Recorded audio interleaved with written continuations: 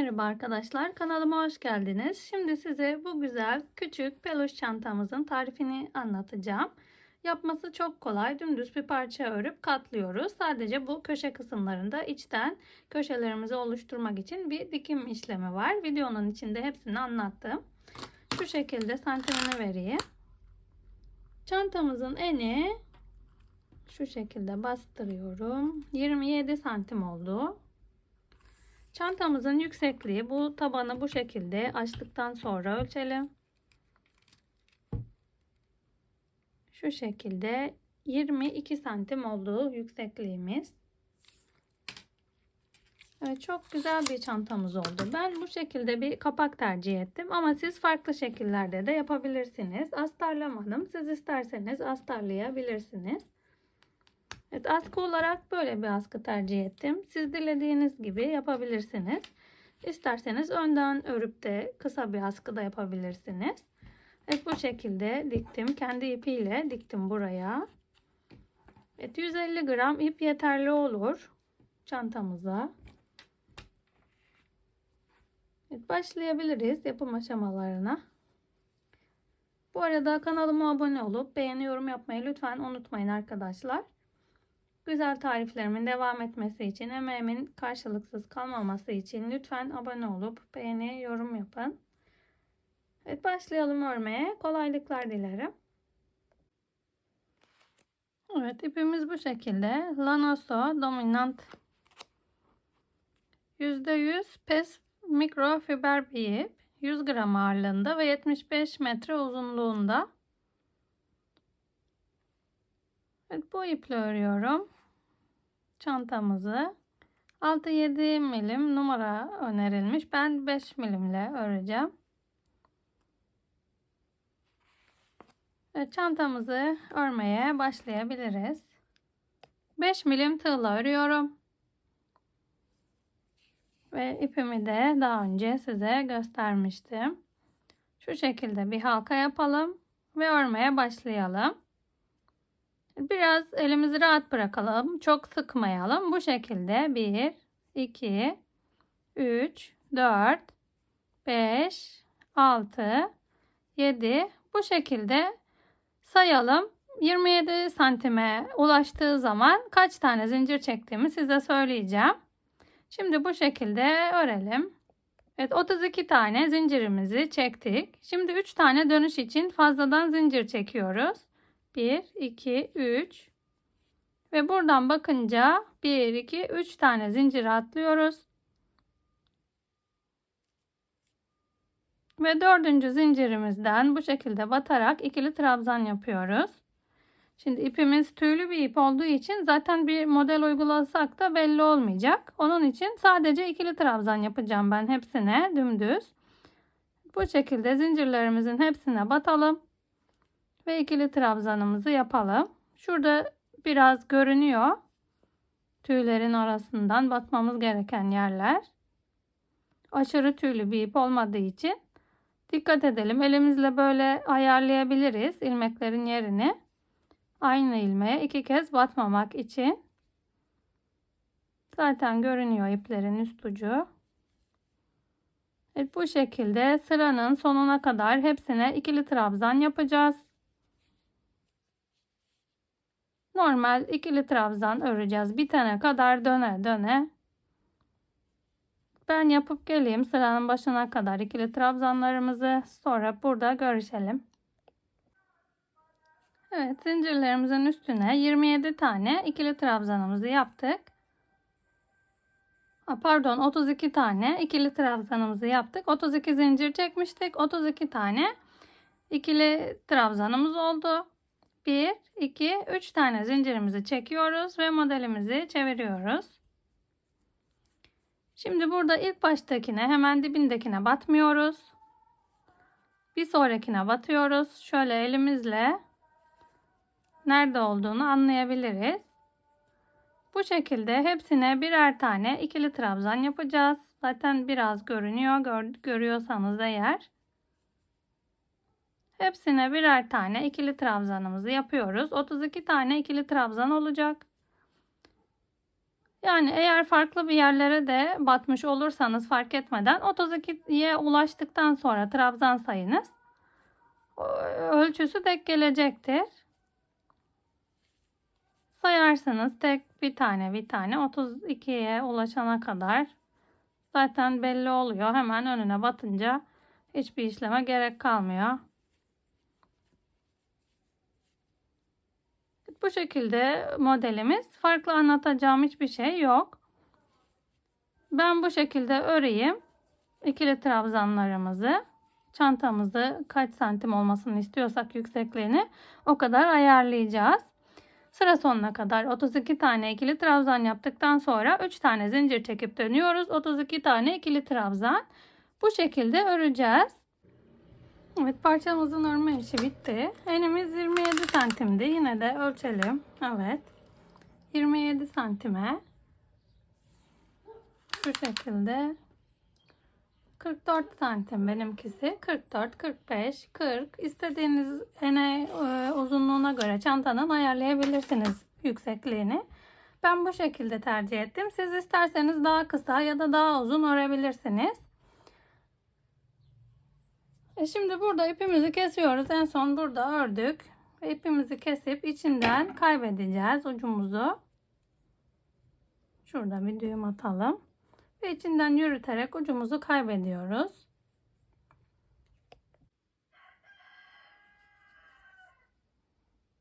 Diğer köşeden de takıyoruz.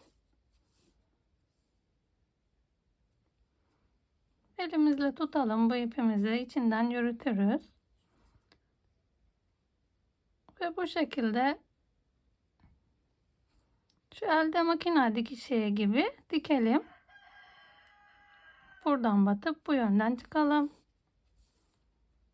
Daha sonra tekrar bu köşede birleştirdiğimiz yerlerden bir kez daha batıyoruz.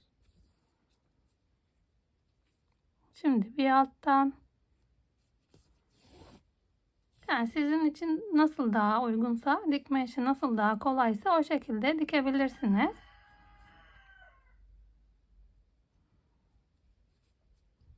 Zaten tüylü bir ipimiz olduğu için hiçbir şekilde görünmeyecek. İpimiz, dikişimiz burada.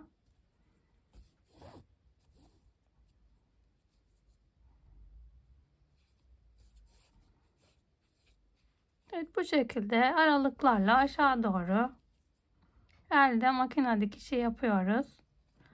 Ama siz bildiğiniz farklı bir şekil varsa o şekilde de dikebilirsiniz.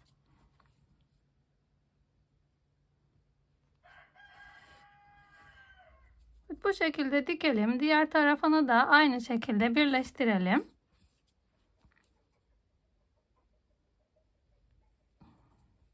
Evet, dikip gelelim. Buraya kadar dikelim. Daha sonra bu köşeden aynı şekilde birleştirip buraya kadar da dikelim. Sonra görüşelim. Evet, bu şekilde yanlarımızı dikip geldik. İki yanımızı da. Ve iplerimi üstünde bıraktım. Kesmedim. Çünkü bu köşe kısmını altına çanta formu, taban formu vermek için dikeceğim. Şu şekilde tam ortada olmasına dikkat edelim. Dikişimizin bu üçgen yaptığımız yerin.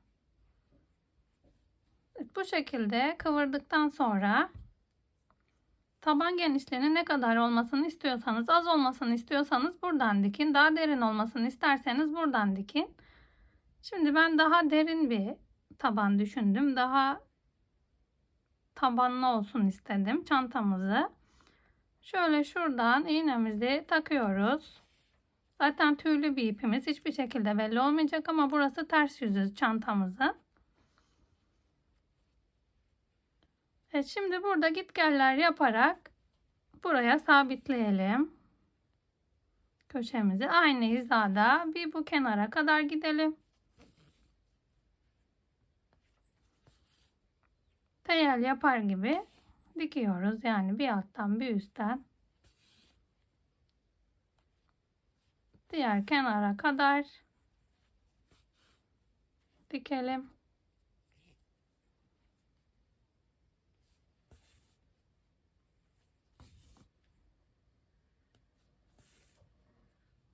Ortaya kadar yine gelelim. Sağlam bir dikişimiz olsun.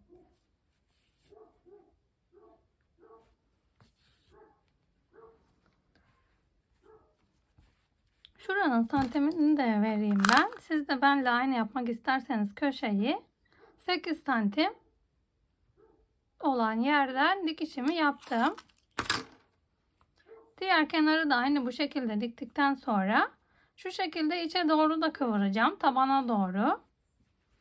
Bir de oradan bir dikiş yapacağım. Evet, ipimizi bu karşıdan çıkaralım. Şu şekilde elimizi alttan tutalım ki çantanın diğer yönlerine tutturmayalım iğnemize. Evet, buradan çantamızın altıyla beraber bu kenarı sürfüle yapar gibi buraya sabitliyoruz. Şu şekilde alttan batıp kulağımızı da tutturarak bu köşemizi yani bu şekilde dikelim. Evet, sürfüle yapar gibi buraya sabitleyelim bu şekilde.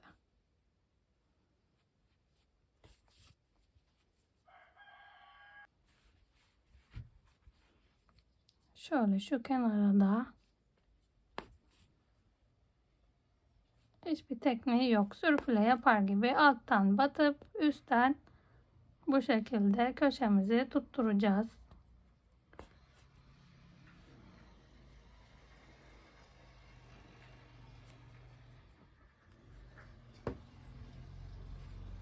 Evet, anladıysanız siz izlemeyebilirsiniz. Uzun geldiyse bu şekilde sabitliyoruz. Evet, köşemizin hepsini sabitledik. İlk diktiğimiz yere kadar geldik şu an. Siz normal iple de dikebilirsiniz. Ben aynı kendi ipiyle diktim. Evet, burada düğümleyelim.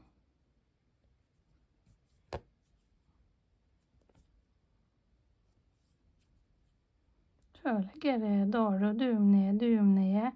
Daha sonra bu köşemizin içinden geçirerek ucumuzu kaybediyoruz. Fazlalığını da keselim. Evet, bu şekilde oldu köşemiz. Diğer köşemizi de aynı şekilde dikip şu şekilde bu kenarın bu köşeyle aynı hizada olmasına dikkat ediyoruz. Tam sivri olsun. Aynı 8 santim olan yerden burası gibi dikip daha sonra diktiğimiz kulağı bu köşemizi çantamızın tabanına dikiyoruz. Evet, diğer kenarımızı da dikelim gelelim.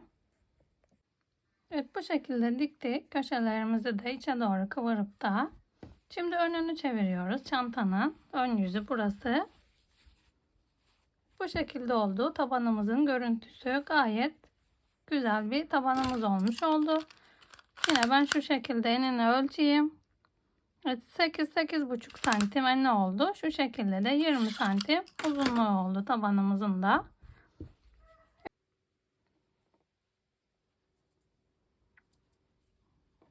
Evet, şimdi buradan dikeceğiz. Ayarladık. Şuradan iğnemizi önce şöyle geçirelim. Düğümümüz içte kalsın. Ve buradan derimizin deliğinden çıkarıyoruz ipimizi. Buradan yukarıdan çapraz olacak şekilde takıyoruz. Daha sonra alttan bu deliğimizden çıkaralım. Tam çarpı yapacağım için buradan tekrar alta doğru geçirdim iğnemizi. Düğümümüzün ucuna dikkat edelim. İçinde kalsın. Buradan çıkmasın.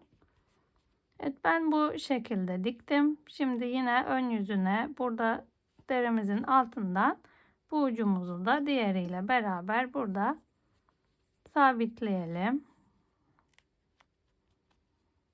Düğümleyelim burada iyice.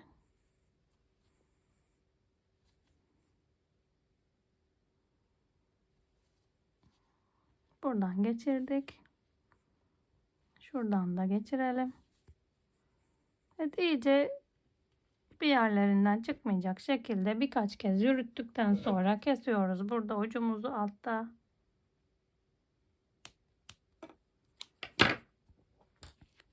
Evet, bu şekilde oldu. Gayet hoş oldu. Ve şimdi bu çıt çıdımızın ön yüzünü de yine buraya sabitleyeceğim. İyice ayarlayacağım tabii önce. Tam ortada olduğundan emin olalım. Evet, bu çıt çıdımızı buraya takacağız şimdi. Şu şekilde kıvırdığımızda bu telimizi çıkarıyoruz.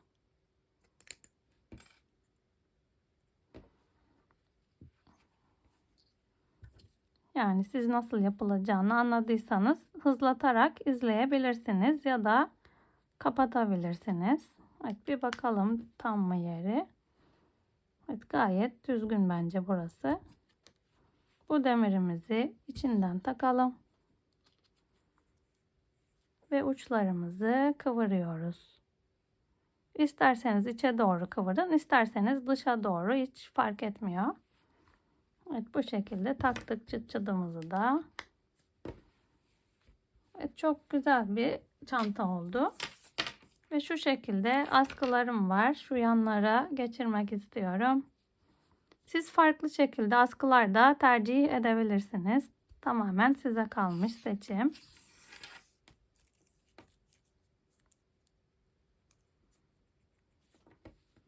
Dikişi tam ortalıyoruz. Ve dikişin sağından solundan arkaya doğru geçiriyoruz. Siz istediğiniz gibi askı tercih edebilirsiniz. İsterseniz kendiniz örebilirsiniz ipiyle. Farklı şekillerde de yapabilirsiniz. Ben bu şekilde tercih ettim. Evet, çantamızın örülüşü bu kadardı. Gayet güzel bir çantamız oldu. Yapımı da çok kolay. Hem de kış için çok kullanışlı bir çantamız oldu. Evet, beni Pinterest'te, Instagram'da, Facebook'ta da takip edebilirsiniz. Hepsinde Funda'dan El İşleri sayfalarımın ismi. Evet, abone olup beğeni, yorum yaparsanız güzel fikirlerinizi görmek, okumak isterim. Evet, yapacak olan herkese kolaylıklar dilerim. Farklı modellerde görüşmek üzere.